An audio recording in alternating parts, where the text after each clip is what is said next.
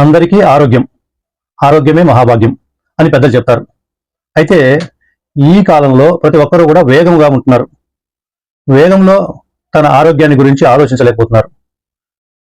ప్రతిరోజు ఉదయానికల్లా king అయిపోవాలా, rich అయిపోవాలా అనే ఆలోచనలు, ఫేమస్ అయిపోవాలా అనే ఆలోచనలు ఎక్కువగా ఉన్నాయి. కానీ slow and steady wins the race అన్నట్టుగా చక్కగా తన ఆరోగ్యాన్ని కాపాడుకుంటూ లాంగ్ లైఫ్ని హ్యాపీగా లీడ్ చేయొచ్చు అనే సిద్ధాంతాన్ని మర్చిపోతున్నారు. చాలా మందికి కనుమరుగైపోతుంది కూడా.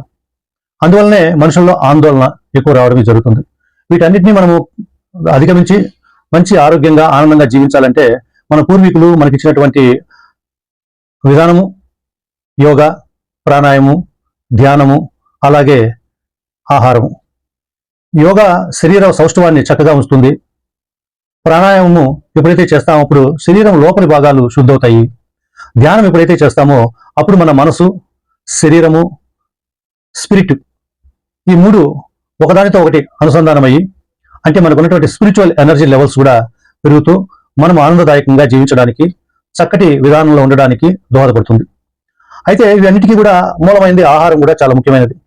ఇప్పుడు ప్రతి ఒక్కరూ టేస్టీ ఫుడ్, రకరకాలైనటువంటి ఆలోచనలతో ఫుడ్ తీసుకోవడము, ఫుడ్ తినేటప్పుడు కూడా మనం ఏదేదో ఆలోచన చేసుకోవడము, ఏదో టీవీ చూసుకోవడము, లేదా మొబైల్ చూసుకోవడము, మాట్లాడుతూ తినడము, ఇలాంటివన్నీ జరుగుతుంటాయి. కానీ మనకు పెద్దలు ఏం చెప్పారంటే, ఒక రైతు ఎంతో కష్టపడి తన ధాన్యాన్ని మన ప్లేట్లో వచ్చే వరకు ఆయన అహర్నిశలు కష్టపడతాడు.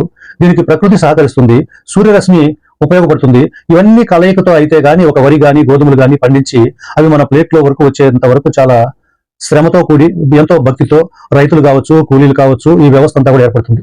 తీరా మన ప్లేట్లోకి వచ్చినప్పుడు, మన ప్లేట్లో తినేటప్పుడు కొంతమంది కోపంగా ఉండి తినడము, లేకపోతే రకరకాలైనటువంటి ఆలోచనలతో తినడము, ఇలాంటివి జరుగుతూ ఉంటుంది. దాని యొక్క ప్రభావం ఎలా ఉంటుందంటే, మనం తీసుకునే ఆహారం ఎప్పుడైతే సద్భావనతో మనకి ఎవరైతే మనకు అందించారో వాళ్ళకి ధన్యవాదాలు, ఎవరైతే దీన్ని ఉత్పత్తి చేశారో వాళ్ళకి ధన్యవాదాలు, ఈ ప్రాసెస్ నడిపిన వాళ్ళందరికీ కూడా ధన్యవాదాలు. మన ప్లేట్లో ఈ రోజు ఆహారం తింటున్నామంటే అనేక మంది యొక్క సహాయ సహకారాలు ఉంటేనే మన ప్లేట్లోకి ఆహారం వస్తుంది. సో కనుక మనం ఈ ఆహారం తినేటప్పుడు వాళ్ళకి ధన్యవాదాలు తెలియజేస్తూ, ఈ ఆహారం నేను తింటున్నాను, నేను ఆరోగ్యంగా ఉంటున్నాను, తద్వారా నేను శరీర సౌష్ఠవాన్నే కాకుండా శక్తివంతుడిగా కూడా ఉంటున్నాను, తద్వారా నేను సమాజానికి ఎక్కువ సేవ చేయగలుగుతాను, సేవ చేయాలి అని ఒక సంకల్పం ఎప్పుడైతే ఆలోచన చేసుకుంటూ మనం తింటామో అప్పుడు మనకు అది శరీరానికి కూడా బాగా నప్పినట్టుగా అది వంట పట్టడము, దాని ద్వారా మనం ఆరోగ్యాన్ని కాపాడుకోవడము. ఎంత వయసు మన పూర్వీకులు 100 సంవత్సరాలైనా, 105 సంవత్సరాలైనా, 110 సంవత్సరాలైనా కూడా జీవించిన సందర్భాలు ఎన్నో ఉన్నాయి. సో కాబట్టి మనకు ఇప్పుడు అది చాలా కష్టమైపోయింది. ఎందుకంటే సహజ సిద్ధమైనటువంటి సేంద్రియ ఆహారం గతంలో మనకు వద్దన్న దొరికేది.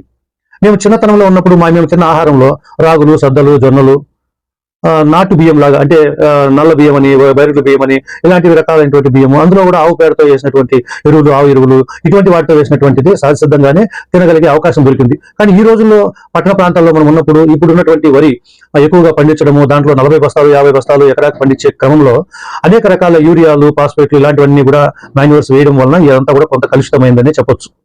అంతేకాకుండా ఈ ప్రాసెస్ లో మనం తీసుకునేటువంటి ఆహారంలో ఈ మసాలాలు ఇవన్నీ కూడా పడ్డము, వాటిని ఎక్కువ తీసుకోవడం, వీటి వలన కూడా కొంత ఆరోగ్యం దెబ్బతినే అవకాశాలు కూడా ఉన్నాయి. సో కనుక మనకి ఈ రోజు మనకి కావాలన్న గతం రోజుల్లో ఒక 40 సంవత్సరాలు 30 సంవత్సరాల ముందు మనకి వద్దన్న ఆరోగ్యకరమైన ఆహారమే దొరికేది.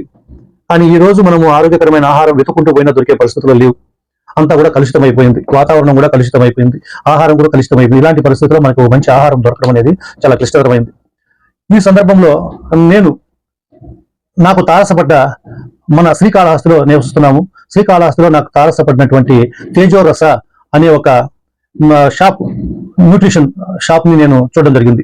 ఆ తేజోరస అనేటువంటి ఆ షాప్ లో అక్కడ మనకి ఆర్గానిక్ అండ్ నేచురల్ ఫుడ్స్ ఏవైతే ఉన్నాయో వాటిని అక్కడ అమ్మడం జరుగుతుంది, ప్రాసెస్ చేసి అమ్మడం జరుగుతుంది.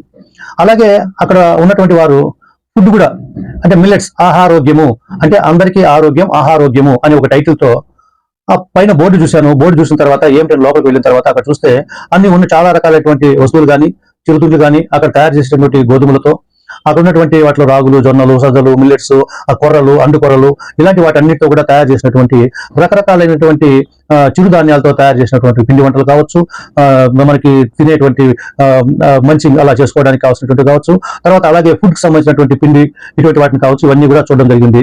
వాటిలో మనం తీసుకొని తిన్నట్లయితే చాలా మంచిది, ఆరోగ్యంగా అనిపించింది. ఇది శ్రీరామనగర్ కాలనీలో జరుగుతుంది. అయితే నేను కొంత వివరాల్లోకి వెళ్ళాను.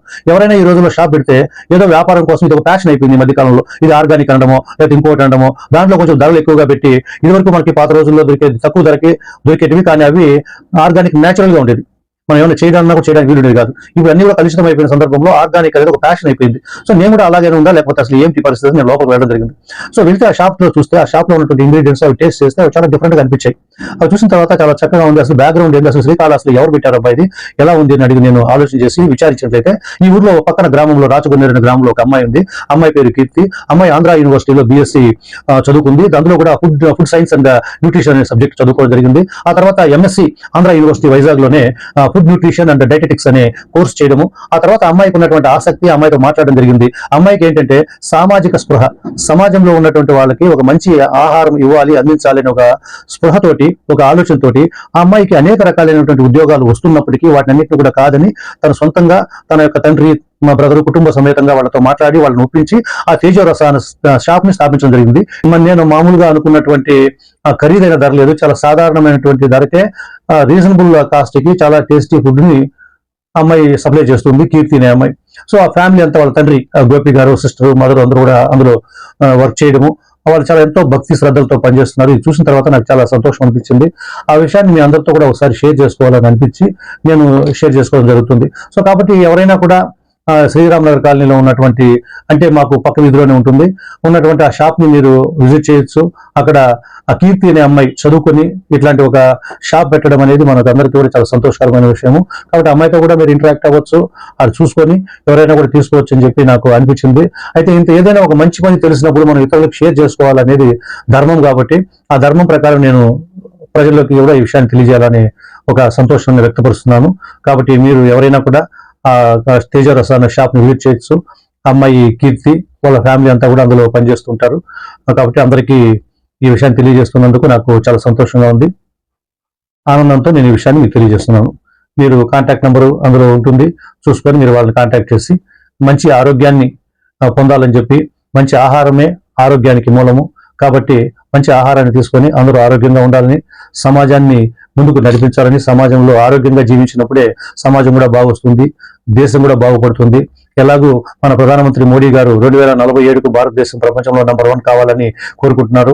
అందులో మనం కూడా మన వైపు నుంచి మనం ఇట్లా ప్రయత్నం చేస్తే ఆరోగ్య భారత్ గా, అలాగే ఆర్థికపరమైన భారత్ గా, అలాగే ప్రపంచానికి ఒక రోల్ మోడల్ గా ఉండే భారత్ గా తయారుగా అయ్యే ప్రక్రియలో ఈ సంకల్పాన్ని మనందరం కూడా తీసుకొని పనిచేద్దామని చెప్పి మీరందరికీ తెలియజేస్తున్నాను.